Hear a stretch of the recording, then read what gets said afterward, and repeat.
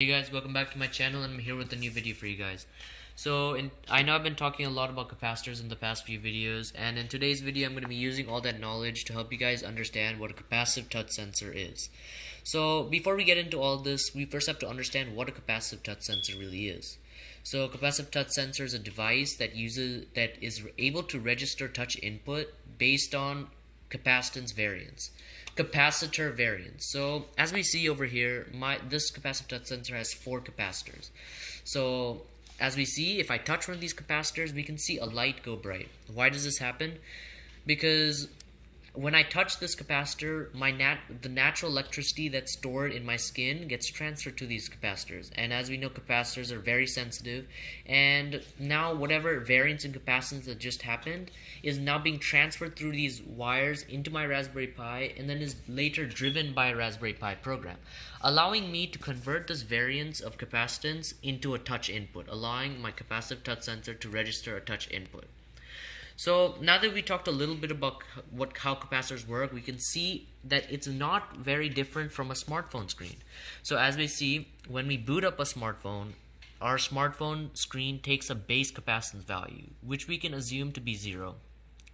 So let's assume I touch my smartphone screen, the capacitors around my finger increase their capacitance. As I said before, my skin contains natural electricity, which helps drive the capacitance higher. And through my operating system, my smartphone can then register a human touch onto the smartphone. So now if we take it back to the capacitor, when I boot up this capacitor touch sensor, it takes a base capacitance value, and through that it's able to register touch. So one thing you guys should just know about capacitors is you should never touch a capacitive touch sensor when it's booting up. So this is because when a capacitive touch sensor is booting up, it's taking a base capacitance value, just as I talked about in the smartphone screen. So if I'm touching the capacitive touch sensor while it's doing this process, it's going to register that base capacitance value to be the one of my finger.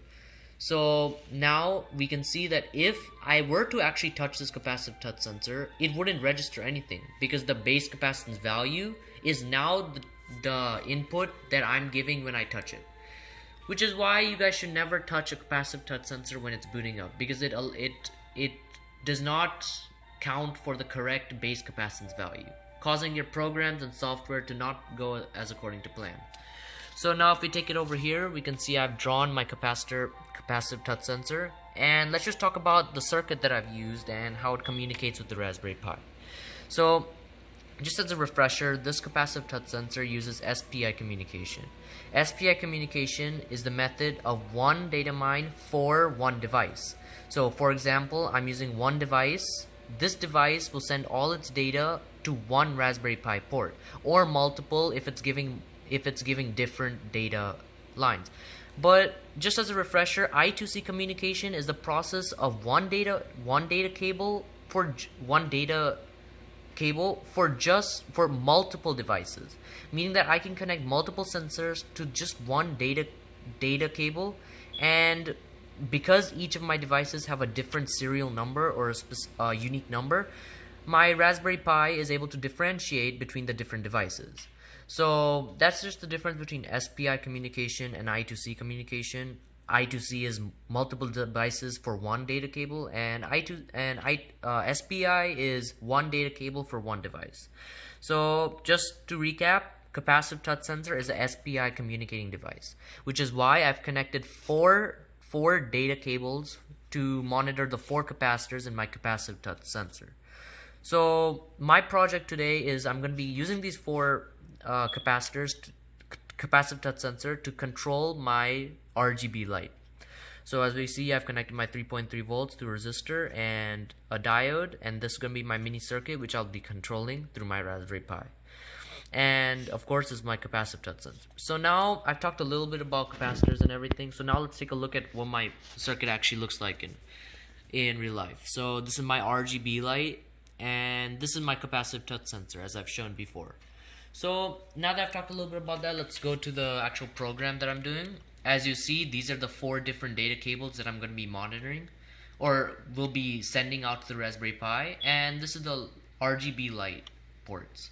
So I've set up all my modules, and this is my while true. So the reason why I have a while true is because I'm going to be constantly monitoring for variance and capacitance. As I've said before, with the help of a Python program, I'm able to convert this variance and capacitance into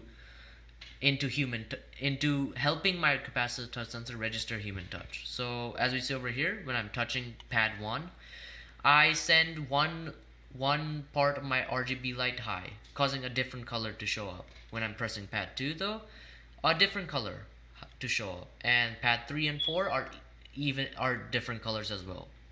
So that's just a little bit about my program, and I've set this in a loop so it keeps on going until I stop it. So now if I press play on this thing, so now let's run it. So now if you see over here, if I touch 1, it shows green. If I touch 2, it shows blue. If I touch pad 3, it shows green again. And if I touch pad 4, it shows red. And as I've talked before, using my program, I'm able to decode these variants of capacitance into human touch, and therefore I'm controlling my Raspberry Pi or RGB light. So this is just a little bit about how capacitive touch sensors work alongside other components, and how I can use a capacitive touch sensor to control the output and take action based on different touches. So thank you guys for watching, and I'll be back with another video.